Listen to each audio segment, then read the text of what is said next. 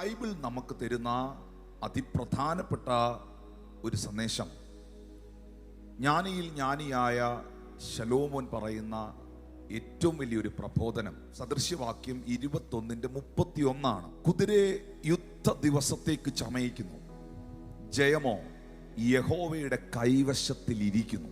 ഈ പ്രബോധനം തന്ന ആള് ഒരു സാധാ മനുഷ്യനല്ല.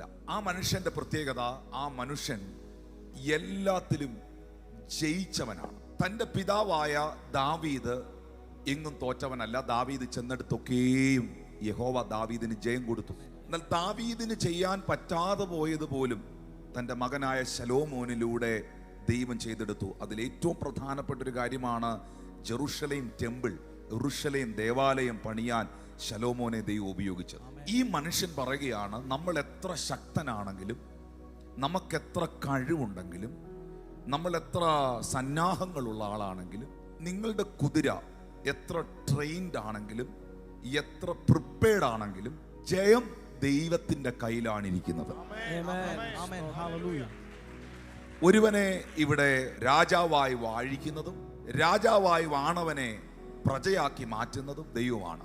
ഒരുവനെ ഉയർത്തുന്നതും മറ്റൊരുവനെ താഴ്ത്തുന്നതും എന്റെ ദൈവം തന്നെയാണ്.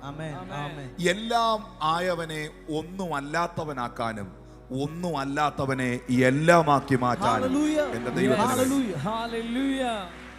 ജയം ദൈവത്തിന്റെ കൈവശമാണ്.